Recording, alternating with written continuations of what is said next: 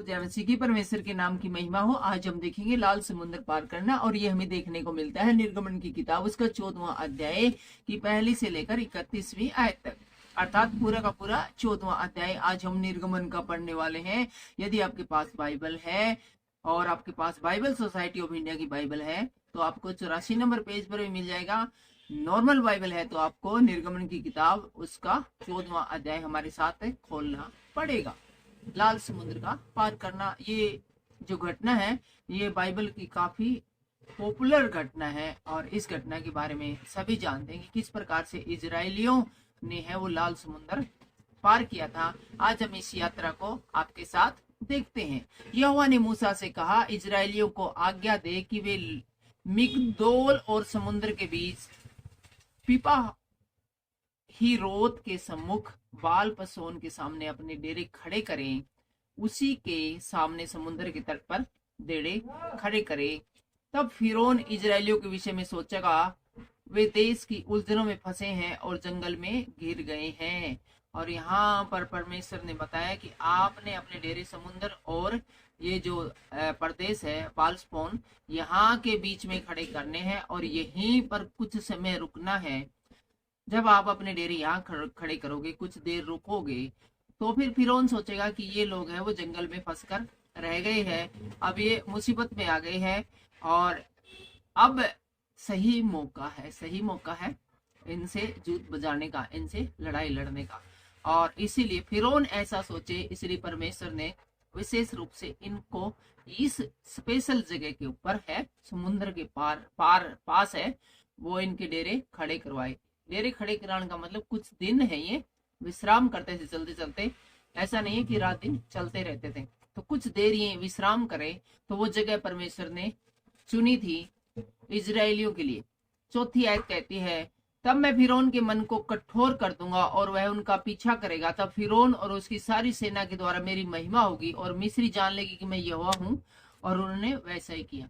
और परमेश्वर ने कहा था मूसा और हारून से, और जब फिरौन के मन का कठोर मन मैं कर दूंगा, उसके बाद है मेरे नाम की महिमा होगी और वो सारी सेना के समेत है वो हमला करने के लिए आएगा इजरायलियों पर। और 5वीं आयत कहती है, जब मिस्र के राजा को यह समाचार मिला कि वे लोग भाग गए हैं, तब फिरौन और उसके कर्मचारियों का मन उनके विरुद्ध पलट गया और वे कहने लगे, जब इजरायली चले गए और इन्होंने खुद इजाजत दे दी क्योंकि ये मुसीबत में फंसे हुए थे, और उसके बाद इन्होंने लगा यार कुछ गलत हो गया, हमने इनको जाने कैसे दिया है। लिखा आगे, हमने ये क्या किया कि इजरायलियों को अपनी दास्ता से छुटकारा देकर जाने दिया।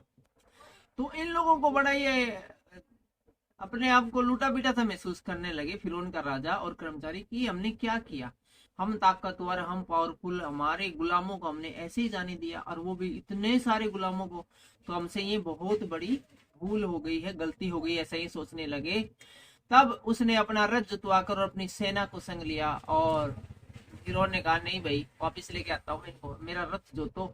और सारी सेना को कहा भी तुरंत अलर्ट होकर मेरे पीछे चलो, ऐसे कैसे जाने दूंगा मैं उनको, मैं इतना बड़ा मिस्र देश का शासक। ये बिल्कुल ऐसी बात है कि अमेरिका का राष्ट्रपति है वो किसी पाकिस्तान या अफगानिस्तान जैसे छोटे मोटे देश को माफ कर दे, और उसको लगे कि हमने ये क्या किया, हमने उसको माफ कर दिया, उसको हम दोबारा मार के जाते, इससे देख तो हमारी इंसल्ट सी हो गई, और दूसरे हम है सुपर पावर, हमारे सामने से ऐसे कैसे चलेंगे। उसने ये सोचकर कहा, तुरंत रथ जो तो मैं चलता हूँ खुद, और सेना की कमांड अब मेरे हाथ में होगी। और उसने 600 अच्छे से अच्छे रथ वरन मिस्र के सब रथ लिए और उन सबों पर सरदार बिठाए, और 600 तो सबसे बढ़िया क्वालिटी वाले रथ, और इसके अलावा जितने और रथ थे सारे के सारे युद्ध वाले, उस समय रथों पर जाते थे युद्ध करने के लिए। और यहोवा ने मिस्र के राजा फिरौन के मन को कठोर कर दिया, इसलिए उसने इजरायलियों का पीछा किया, परंतु इजरायली बेखटके निकले चले गए। और इस प्रकार देखते हैं कि फिरौन है वो इजरायलियों का पीछा कर रहा है, इजरायली है वो समुद्र के पास है वो है इस समय, और वो पीछे पीछे रथ लिए फुल स्पीड में भाग रहा है इजरायलियों को मार के वापस लाने के लिए। पर फिरौन के सब घोड़े और रथों और सवारों समेत मिस्री सेना उनका पीछा करके उनके पास जो पीहावरोत के पास बालसोन के सामने समुद्र के तट पर डेरे डाले पड़े थे पहुंच गई और जब समुद्र के किनारे है मिस्र का शासक पहुंच गया जहां पर कि इजरायली डेरे डाले हुए आराम कर रहे थे।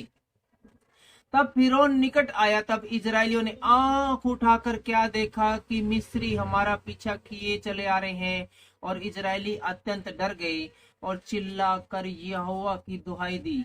और जब इजरायलियों ने देखा कि मिस्र का राजा पूरी सेना के साथ उनके ऊपर चढ़ाई करने के लिए आ रहा है, तो सारे के सारे इजरायली उनका पसीना आ गया, जमा डर गए और चिल्ला चिल्ला कर यहोवा की दुहाई देने लग जाते हैं। और वे मूसा से कहने लगे, और डर के मारे और भय के मारे और गुस्से में मूसा से कहने लगे, क्या मिस्र में कब्रें न थी जो तू हमको वहां से मरने के लिए जंगल में ले आया? और मूसा से बोले, वे और कब्र कौन थी के? कब्रिस्तान नहीं था, कब्रिस्तान और छोटा बड़ा था के जो तू हमको मरने के लिए यहाँ जंगल में ले आया। और आगे कहते कि तूने हमारे साथ ये क्या किया कि मिस्र से निकाल लिया? क्यों निकाल के ले आया हमको मिस्र से? हम वहीं गुलाम में ठीक थे। ठीक है, तू तो हमें मरवाने के लिए आया, कम से कम मिस्र में रहते तो हमें मारता तो नहीं। मिस्र का शासक देख ले, मूसा जी, हारून साहब देख लो वो क्या होने लग रहा है उधर, ये सारी सेना लेके आ गया चढ़ाई करके ने। तो तूने तो बहुत गलत कराया हमारे साथ। तो आगे 12वीं आयत क्या कहती है, क्या हम तुझसे मिस्र में यही बात नहीं कहते रहे कि हमें रहने दे, कि हम मिस्रियों की सेवा करें? हमारे लिए जंगल में मरने की अपेक्षा मिस्रियों की सेवा करना अच्छा था। और हम मूसा जी, हारून जी, हम आपसे बार बार कह रहे थे कि हमें यहीं पर रहने दो, हम ठीक है गुलामी गुलामी में जी रहे, लेकिन आपने जिद पकड़ दी ना, बढ़िया देश में लेके चलेंगे, वहां दूध और मधु की धाराएं बहती है, परमेश्वर चाहता है तुम्हें निकाल ले आए। चाह लिया परमेश्वर। देख ले वे आगे से अम्मी वो लठ लेके आने लग रहे, वो तोपे लेके आने लग रहे, वो बंदूकें लेके आ रहे हैं, पूरी सेना समेत आ गया हमें मारने के लिए। मूसा ने लोगों से कहा, डरो मत, खड़े रहो, वह उद्धार का काम देखो जो यहोवा आज तुम्हारे लिए करेगा। लेकिन मूसा ने कहा कि डरो नहीं, तुम वो उद्धार का काम देखो जो कि परमेश्वर आज तुम्हारे लिए करेगा। मूसा बोले, क्यों डर लग रहे हो? और मूसा कहता है, क्यों इतने घबराए हो, क्यों डर रहे हो? जिन मिस्रियों को तुम आज देख रहे हो इनको फिर कभी नहीं देखोगे। हालेलुया। ये लोग इतने डरे हुए हैं, मूसा को जली कटी सुना रहे हैं कि हम तो गुलामी में ही ठीक थे, तो हमको क्यों बुझा के लाया? वहां पर क्या कब्रों की संख्या कम थी जो मुझे हमें यहाँ बुला कर लाया? जबकि मूसा क्या कह रहा है, मत डरो मत घबराओ, आज तुम परमेश्वर का कार्य देखोगे। जिन मिस्रियों को तुम आज देख रहे हो उनको फिर कभी नहीं देखोगे, क्योंकि जिन मिस्रियों को तुम आज देखते हो फिर कभी नहीं देखोगे। यहोवा आप ही तुम्हारे लिए लड़ेगा। और क्या कहता है, तुम्हें लड़ने की भी जरूरत नहीं, इन लोगों से भागने की भी जरूरत नहीं है, घबराने की भी जरूरत नहीं है। यहोवा परमेश्वर स्वयं इन लोगों से लड़ेगा। कितनी बड़ी बात है। परमेश्वर के पास जब हम आते हैं, उसकी शरण में आते हैं, भजन संहिता 91 पढ़ना कभी, तो फिर हमारा शरण स्थान है वो परमेश्वर होता है और वो हमारे लिए लड़ता है। इसलिए तुम चुपचाप रहो। और यहाँ पर मूसा कहता है तुम चुपचाप रहो। तुम चुपचाप रहो मतलब कुछ ऐसी गलत बातें मुंह से मत निकालो कि यहोवा परमेश्वर का क्रोध तुम पर पड़े। इसलिए आप और हमें भी ध्यान में रखने की जरूरत है कि जब हम हमारी प्रार्थना नहीं सुनी जाती, डिले कर दी जाती है, तब हम परमेश्वर को बोलने लगते, परमेश्वर ऐसा मेरे साथ क्यों हुआ? मैं तो अब मसीह में पूरी तरह से हूँ, 24 घंटे आपका वचन पढ़ता हूँ, सुनता हूँ, कलीसिया में जाता हूँ, चर्च में जाता हूँ, शिकायत करने लगते। परमेश्वर को शिकायत पसंद नहीं है, हमारा धैर्य पसंद करता है। हमें धैर्यवान बनना है। अपने मुंह से कोई भी बात इन इजरायलियों की तरह नहीं निकालनी है। इनको इतने सालों की गुलामी से परमेश्वर बचा के लाया और ये कितनी चली कटी परमेश्वर के दास को सुना रहे हैं। एक्चुअल में ये मूसा और हारून को नहीं, डायरेक्ट परमेश्वर को ही ऐसी बातें बोल रहे हैं। तब यहोवा ने मूसा से कहा, तू क्यों मेरी दुहाई दे रहा है? इजरायलियों को आज्ञा दे कि यहाँ से कूच करे और तू अपनी लाठी उठाकर अपना हाथ समुद्र के ऊपर बढ़ा और वह 2 भाग हो जाएगा। तब इजरायली समुद्र के बीच होकर चले जाएंगे। तो यहाँ पर यह परमेश्वर मूसा और हारून से कहते, तुम क्यों मेरी दुहाई देने लग रहे हो? भाई परमेश्वर बचाएगा और करो। तो अपना हाथ अपनी लाठी है समुद्र के ऊपर बढ़ा, तो तू जब इसके ऊपर अपनी लाठी बढ़ाएगा, समुद्र के ऊपर लठ मारेगा, तो ये 2 भाग हो जाएगा और बीच में जाने का रोड बन जाएगा और तुम सब लोग उस रास्ते पर चलते चले जाओ। समुद्र के अंदर है वो, चलते चले जाओ, समुद्र के अंदर रास्ता बन जाएगा। कितनी बड़ी बात है। और सुन, मैं आप मिस्रियों के मन को कठोर करता हूँ और वे वहां भी उनका पीछा करेंगे। और यहाँ पर परमेश्वर कहते हैं कि जब तुम समुद्र के बीचों बीच जाओगे तो उस समय भी वे तुम्हारा पीछा करने से नहीं डरेंगे, क्योंकि मैं उनके मन को और भी कठोर करूंगा। तब फिरौन और उसकी सारी सेना और रथों और सवारों के विनाश द्वारा मेरी महिमा होगी। और जब वे समुद्र के बीच में भी तुम्हारा पीछा करेंगे, तब फिरौन और उसकी सारी सेना समेत उनका सर्वनाश हो जाएगा, और इसके द्वारा मेरी महिमा होगी। परमेश्वर है वो हर किसी भी काम में अपनी महिमा प्रकट कर सकता है। और जब फिरौन और उसके रथों और सवारों पर विजय द्वारा मेरी महिमा होगी, तब मिस्री जान लेंगे कि मैं यहोवा हूँ। और आज जो बड़ी महिमा इस कार्य के द्वारा, इस बड़े कार्य के द्वारा होने वाली है, उसके द्वारा समस्त मिस्र के लोग जान लेंगे कि मैं जिंदा और जलाली और यहोवा परमेश्वर हूँ। तब परमेश्वर का दूत जो इजरायली सेना के आगे आगे चला करता था, जाकर उनके पीछे हो गया, और बादल का खंभा उनके आगे से हटकर उनके पीछे जा ठहरा। इस प्रकार वह मिस्रियों की सेना और इजरायलियों के सेना के बीच में आ गया, और बादल और अंधकार तो था, तो भी रात में उन्हें प्रकाश मिलता रहा, और वे रात भर एक दूसरे के पास न आए। और जो खंबा इनके आगे आगे चलता था, जो बादल इनके आगे आगे चलता था, इनको जीपीएस का काम करने के लिए, इनको रास्ता दिखाने के लिए, उनको अब रास्ते दिखाने की जरूरत नहीं थी, क्योंकि सीधा रोड बन गया था समुद्र के बीच में। इसलिए वो इजरायलियों के पीछे आ गया, आग का खंबा भी पीछे आ गया, बादल का खंबा पीछे आ गया, और फिरौन की सेना और इजरायलियों के बीच में ये खंबा था, परमेश्वर के दूत था। इजरायलियों के ऊपर फिरौन है वो चाहकर भी अटैक नहीं कर सकते थे, क्योंकि इनके बीच में परमेश्वर के दूत थे, आग का खंबा था, बादल का खंबा था, और इजरायलियों को छूने से पहले उनको परमेश्वर को छूना पड़ता, और जैसे परमेश्वर को छूते वो विनाश हो जाता उनका। तो यहाँ पर हम देखते हैं कितनी बड़ी प्रोटेक्शन है वो इजरायलियों को परमेश्वर ने दी थी, कि कोई उनको छुए उससे पहले परमेश्वर को उसको छूना पड़ेगा, उस आग के खंबे को और उस बादल के खंबे को पार करना पड़ेगा, जो कि संभव नहीं है। परमेश्वर से कोई जीत नहीं सकता है। 21वीं आयत हमें बताती है, तब मूसा ने अपना हाथ समुद्र के ऊपर बढ़ाया, और यहोवा ने रात भर प्रचंड पुरवाई चलाई, और समुद्र दो भाग करके जल ऐसा हटा दिया जिससे उनके बीच में सूखी भूमि हट गई बन गई। और इस प्रकार देखते हैं कि जैसा परमेश्वर ने आज्ञा दी थी, मूसा ने वैसा ही किया, अपना हाथ समुद्र के ऊपर बढ़ाया, अपनी लाठी समुद्र के ऊपर बढ़ाई, और समुद्र है वो उसका पानी दो भाग हो गया। पूरी रात है वो हवा चली, और इसके द्वारा पानी सूख गया। पानी सूख गया मतलब बीच में रोड जितनी जगह का पानी सूख गया। तब मूसा ने अपना हाथ समुद्र के ऊपर बढ़ाया था, और ये ऐसा हो गया था। तब इजरायली समुद्र के बीच स्थल पर होकर चले, और जल उनकी दाहिनी और बाहिनी और दीवार का काम देता था। दोनों तरफ दीवार बन गई जल की, और वे जल के बीचों बीच चले। बीचों बीच है वो हाईवे बना दिया परमेश्वर ने, कितने बड़ा काम किया। तब मिस्री अर्थात फिरौन के सब घोड़े, रथ और सवार उनका पीछा करते हुए समुद्र के बीच में चले गए। और फिरौन ने भी कहा कि देखो ये रास्ता था, इधर हमें दिखाई नहीं दे रहा, समुद्र के बीच में इससे जा रहे हैं इजरायली, अपने पीछे लो इनको। और इस प्रकार देखते हैं कि समुद्र के बीच में भी है वो इनका पीछा कर रहा है, फिरौन पीछा कर रहा है इजरायलियों का।